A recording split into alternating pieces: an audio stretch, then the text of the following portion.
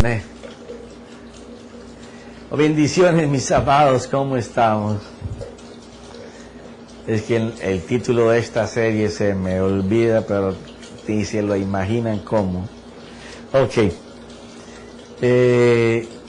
Estamos hablando de Proverbios capítulo 8, en los versículos 32, 33 y 34. Todos los programas anteriores que hemos tenido, 34, 35, todos los programas que hemos tenido antes de este ha sido profundizando entre el 34 y el 35, y ahora vamos a entrar al 36.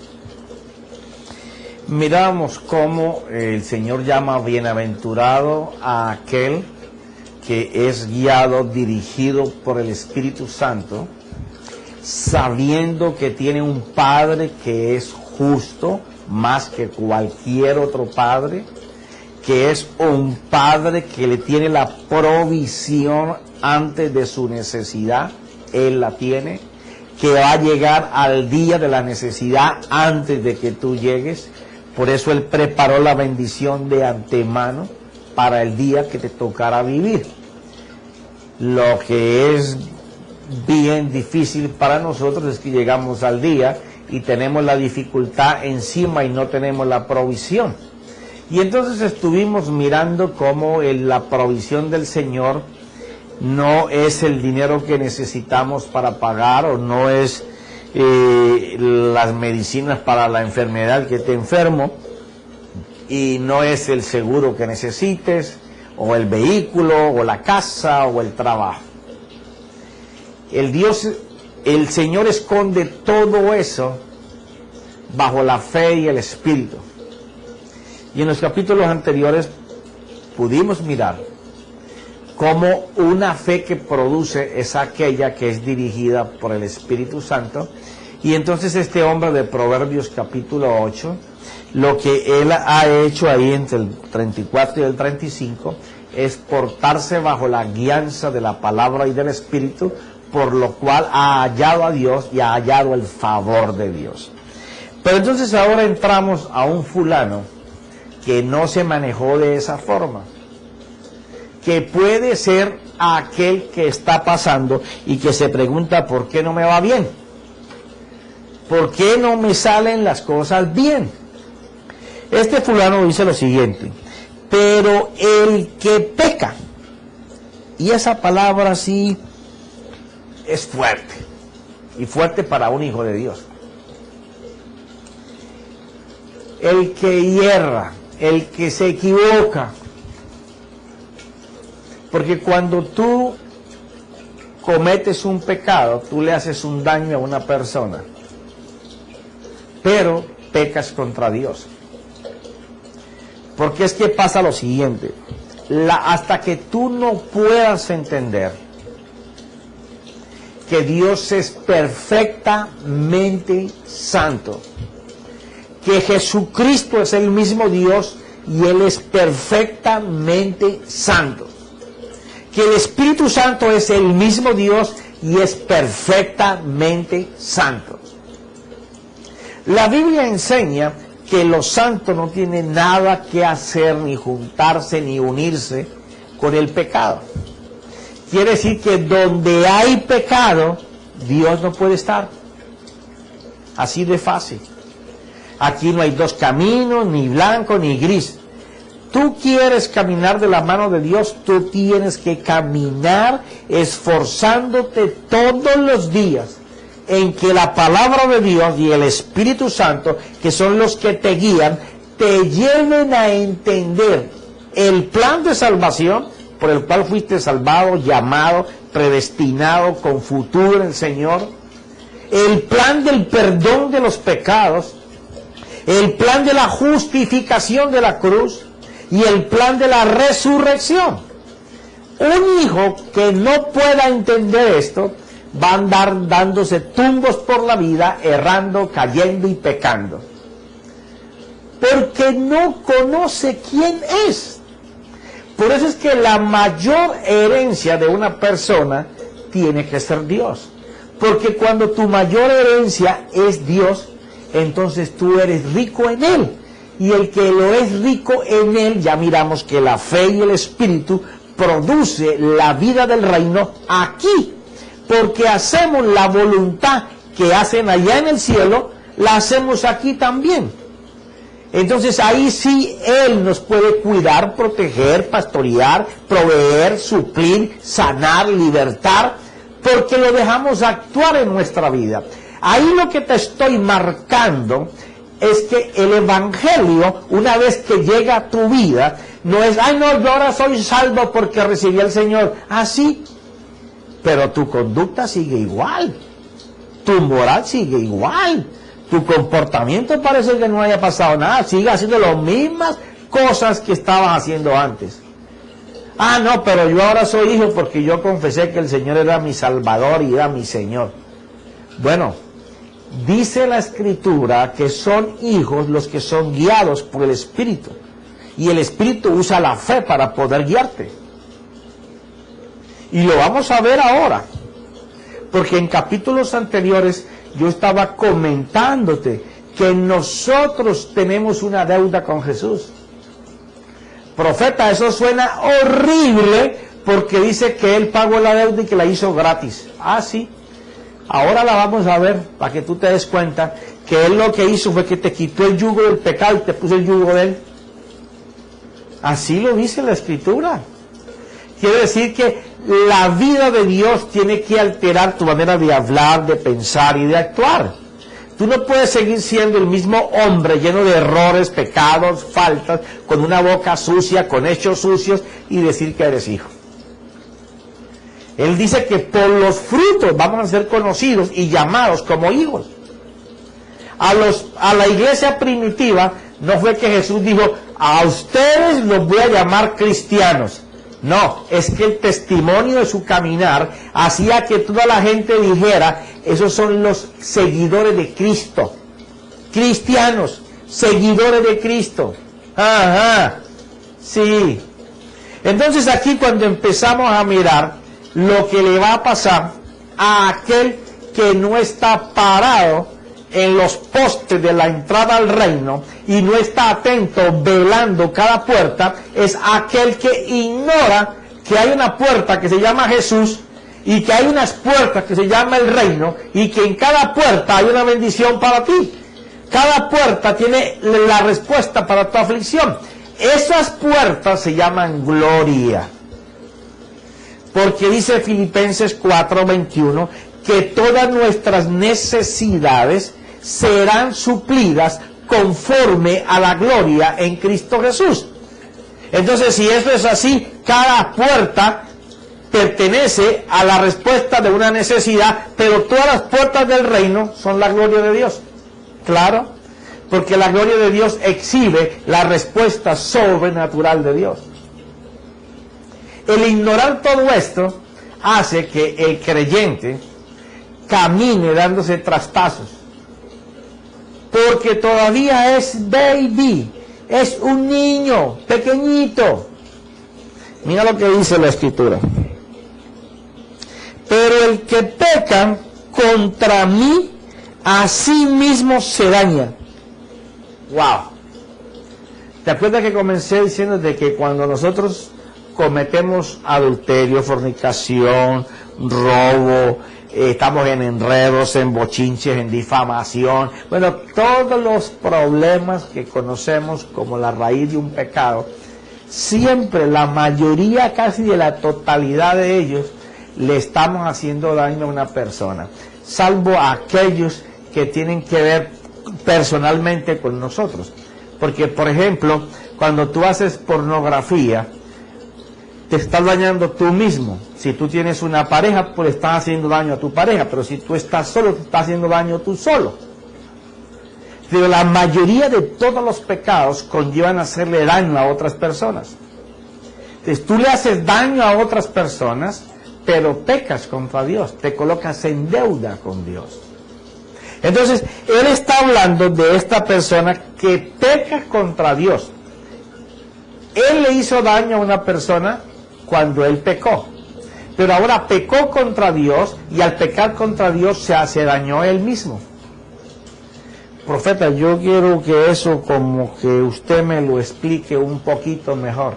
Ok, para allá vamos, hijo, ¿cómo es que tú te haces daño tú mismo? Porque si cuando nosotros pecamos contra Dios y le hacemos daño a una persona, como el Señor dice ahora, cuando pecamos contra Él nos dañamos nosotros. Porque es que el pecado, aunque tú le hiciste daño a una persona, al pecar contra Dios te ata a muerte. ¿Cuál muerte? La muerte con el Señor es separación de la bendición de Dios, de ya no ser un bendito, de ya no ser un bienaventurado, sino ser alguien que está siendo mirado como una persona que mientras no se arrepiente, será ya no un bienaventurado, sino un desgraciado. Le cae todo el mal sobre su vida. Mira, Juan creo que es 16, sí, Juan 16.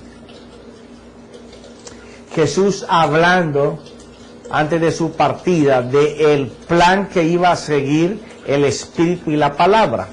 Porque recuerda que el Espíritu y la Palabra continúan el ministerio del Señor Jesucristo hasta el día de hoy. ¿Qué es lo que enseña el ministerio del Señor Jesucristo? Primero vino a enseñar quién era el Padre. Segundo, Él al enseñarse como Hijo, se enseñó como la paga del pecado. Vino a enseñar la fe, porque Él fue el que la construyó, el que la desarrolló y el que la terminó. Entonces vino a hacer una exhibición de cómo poder manejar ese instrumento llamado fe, que a través de él se iba a comunicar con el Padre, porque en la gloria de ellos estaba la respuesta nuestra. Pero para hacer ese trámite teníamos que usar lo mismo que él usó, el Espíritu Santo. Entonces, hablando en esos términos y sabiendo que todo lo que tú y yo necesitamos, tenemos que montarnos en el vehículo de la fe, pero una fe que sea guiada por el Espíritu Santo. Esa es la que funciona.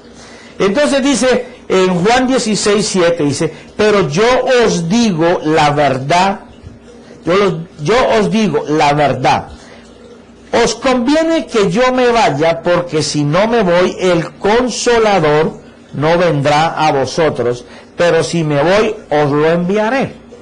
Tantos nombres con los que aparece el Espíritu Santo, y aquí Jesús nombra al Consolador. Parece ser que es una persona experta, experimentada, para que en los momentos que necesitamos aliento, consuelo, esfuerzo, que nos sentimos derrotados, caídos, Él viene y con ese título que tiene de Consolador, es capaz de sacarnos de ese estado en que nosotros estamos. Y entonces dice, porque si no me voy, el Consolador no vendrá a vosotros, pero si me voy, os lo enviaré. Porque estaba en Él, y una vez que Él se fuera, Él lo iba a dejar para nosotros, para continuar el ministerio que Jesús había empezado. Y entonces dice, y cuando Él venga, ok, ahora va a comenzar a enunciar las tareas que va a tener el Espíritu Santo cuando Él venga. Y entonces dice en el número 6, y cuando Él venga, convencerá. Qué tremenda palabra esa. O sea, cuando Él dice que convencerá, quiere decir que se va a sentar, cuando tú le des la oportunidad de sentarte contigo, te va a mostrar con evidencias cosas para que tú sepas que las evidencias que te está enseñando son reales. Ahora, ¿de qué evidencias se va a encargar el Espíritu Santo para probarme que lo que Él me va a decir o me va a contar es verdad? Para las siguientes cosas. Él, cuando Él venga, convencerá al mundo. Al mundo es a todos. Al mundo de pecado, de justicia y de juicio. Fíjate esto. El trabajo del Espíritu Santo va a ser tener pruebas suficientes para enseñarnos a nosotros de que nosotros estamos bajo pecado, que nosotros estamos enfrente de un juicio. Ya, pecado justicia y juicio. Pecado, justicia y juicio. Ok. El pecado él va a presentar las pruebas de que nosotros tenemos una deuda pendiente con Dios y al tiempo una deuda pendiente con las personas a las que dañamos y una deuda pendiente con nosotros mismos. Porque recuerda que Proverbios capítulo 8, versículo 34, dice que aquel que peca contra Dios se destruye él mismo también.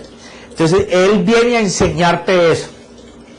El daño contra las personas, el daño contra Dios y el daño contra ti. Ahora, de juicio, porque una vez que te enseña que tienes una deuda, te enseña que te la están cobrando. Ese es el juicio. El juicio es enseñarte que fuera de que tienes una deuda, te van a ejecutar por esa deuda. Te están reclamando el pago, ese es el juicio. Pero viene la parte deliciosa y maravillosa de la gracia de Dios. Y esa es la que me encanta. Y a esa es a la que todo el mundo le gusta hablar, sin mirar la de pecado y la de juicio.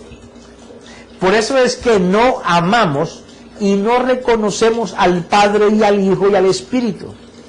Porque nos enseñamos a vivir solamente de las buenas noticias del Evangelio. Pero eso es muy importante. Las buenas noticias del Evangelio anuncian la gracia para aquellos que han sido justificados por el juicio del pecado. Ajá. Profeta, usted a veces habla así como con unas cosas que parece que una montada y pegar encima de la otra. No, mira, te lo voy a explicar bien facilito. Suponte que yo tengo una deuda contraída con el banco por mi propiedad por $1.000.000. Vamos a ponerle $1.000.000.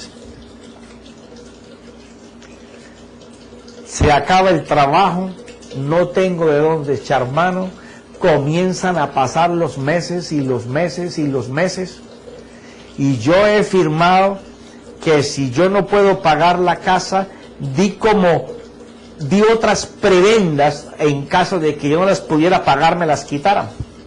En el caso del pecado es la vida. Entonces el banco ve que yo no le pago y pasa el tiempo y el tiempo y el tiempo, y entonces el banco me llama y me dice: señor Pérez, tenemos una deuda y usted no la tiene que pagar. No la tiene que pagar porque no la está debiendo.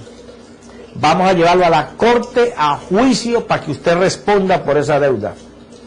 Bueno, en la vida real habría que pagar con la cárcel o perdiendo la casa, que en este caso sería como perder la vida, pero habría que pagar con algo. Y resulta que en ese trámite, entre que me van a llevar a juicio o me van a quitar la vida, que es como quitarme la casa, esa es la alegoría de este ejemplo, aparece un fulano por ahí que yo ni conozco, y viene y me toca la puerta. Usted, el señor José Darío Pérez, así como no. Mire, me di cuenta que usted tiene una deuda. Por ahí lo escuché hablando, que ay, ¿quién me va a ayudar a pagar esta deuda de $1.000.000? Ay, ¿quién será? Ay, si alguien apareciera. Y bueno, yo escuché los gemidos suyos, ¿y sabe qué? Quiero pagar la deuda esa que usted tiene de $1.000.000. ¿Te imagina cómo se pondría mi corazón? ¡Uy, qué bueno, señor! Yo no pregunto ni por dónde vino, ni de qué ciudad, no, el hombre me va a pagar la deuda. Si mucho le preguntaré: señor, ¿cómo llama usted? ¿Y vamos a ir al banco? Imagínate la vida real cómo sería, cómo funcionaría esto.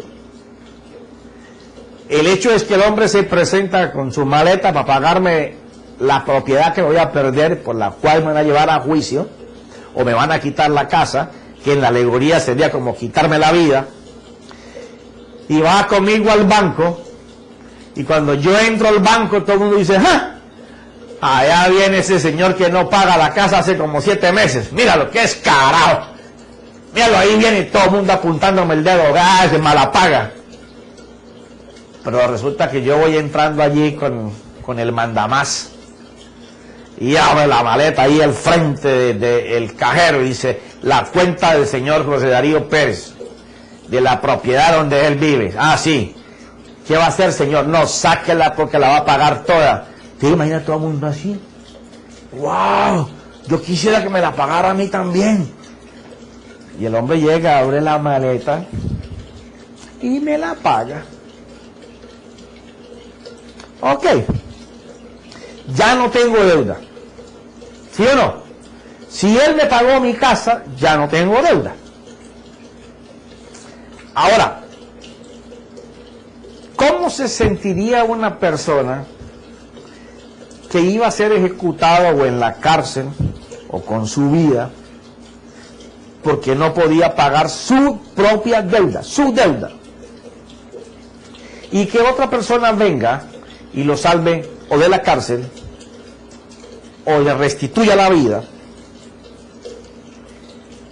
Bueno, yo pienso que esa persona estaría en 3 pasos. Primero, feliz, abrazaría a ese hombre, lo besaría, no me alcanzarían las manos para apretarlo de fuerte, de alegría, de gozo, de saber que ya por toda mi vida puedo vivir en esa casa sin que me la quite nadie. Pero tendría gratitud con esa persona. Yo imagino que a cualquiera que le pase eso va a tener gratitud con esa persona. Ok. Yo tengo gratitud por la persona, ¿por qué razón? Bueno, porque la persona pagó mi deuda. Eso quiere decir que aunque él pagó mi deuda y no me está cobrando por habérmela pagado, yo tengo una deuda con él. ¿Cómo así? Pues claro, yo tengo una deuda de gratitud por el gesto que él hizo. Yo le estaré agradecido toda mi vida. Yo amaré a esa persona porque me recordaré siempre de que vivo en mi casa gracias a un sacrificio que él hizo trabajando mucho tiempo, ahorrando dinero tal vez para otra cosa, y vino y pagó mi deuda. Ok. Tengo gratitud y siento amor por esa persona que me hizo eso. Me ha dado gozo y alegría, paz. Sanó mi corazón posiblemente de que me dio un infarto. Ahora, si yo soy una persona agradecida con esa persona que tuvo esa actitud, lo menos que yo quiero, ya que no tengo dinero cómo pagarle el $1.000.000, es servirle. ¿Por qué? Porque le tengo que agradecer que de alguna manera salvó mi vida, que no pueden ser solamente abracitos y besitos y decirle palabras bonitas, sino que el amor que tengo por la actitud que él tuvo me hace sentir dentro de mi ser la obligación de por lo menos servirle en agradecimiento por el gesto que hizo de pagar mi deuda. ¿Sí o no? Ok. Eso es lo que no entendemos con el sacrificio de Jesús.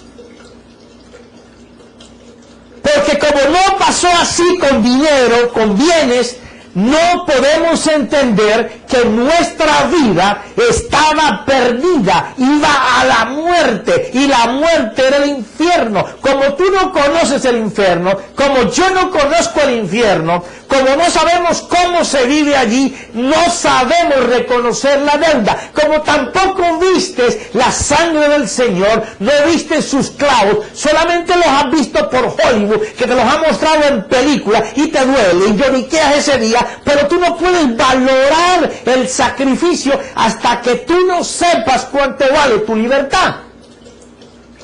Por eso es que el Espíritu Santo se tiene que presentar con las pruebas que te enseñen que tú tienes una deuda. Profeta, eso yo no lo he visto en la Biblia. Ah, qué bueno.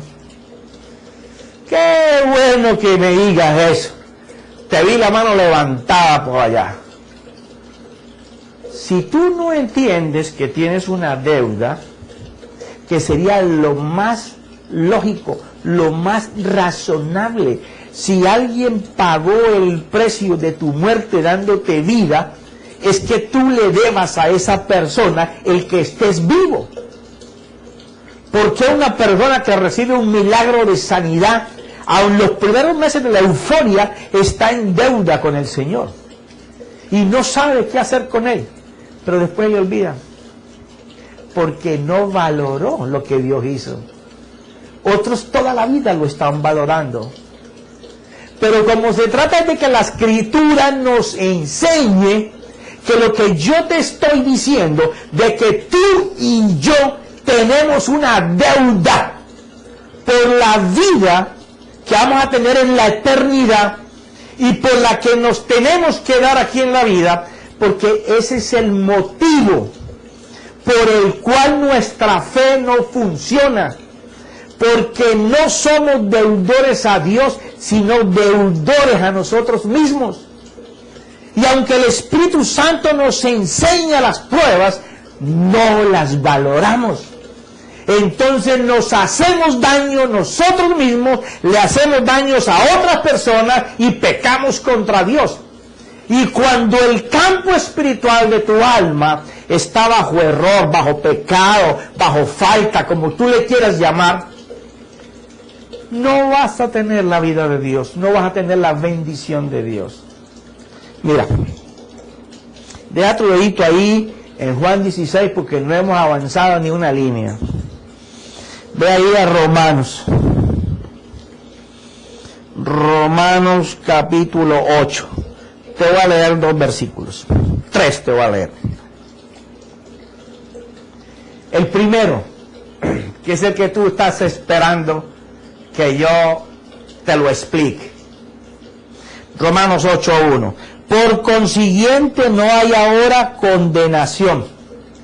Cuando habla de condenación quiere decir que tú tenías una condena que pagar. Pero el apóstol por el Espíritu empieza a decir que ahora no tienes condenación, pero tenías una. Y si eres condenado es porque se te hizo juicio y saliste culpable. El veredicto fue a la cárcel o a la muerte. Pero ahora él dice que no tienes condenación sobre tu vida. Mira esto. Por consiguiente no hay ahora condenación. Ahora es en el momento en que ya vas a comenzar a vivir como hijo. Para los que están en Cristo Jesús, los que no andan conforme a la carne, sino conforme al Espíritu. Ok. Aquí vamos a esperarnos un tiempecito, no sé cuánto vamos a pasar hablando, pero una cosa sí es la siguiente. Antes de llegar a demostrarte por la Escritura de que somos deudores a Dios. Por consiguiente, no hay ahora condenación a los que están en Cristo Jesús. Ok, quiere decir que los que andan conforme a la carne son deudores a Dios. Los que no tienen deuda con Dios son los que andan conforme a Cristo Jesús. Profeta, pero usted dijo que aunque anduviéramos en Cristo Jesús teníamos deuda. Sí, Señor. Pero eso lo veremos en el próximo clip. En el nombre de Cristo Jesús, yo deseo que la palabra te esté retando y que tengas hambre por conocer lo que tú vales para Dios y lo que Dios hizo para ti. En el nombre de Cristo Jesús, amén y amén.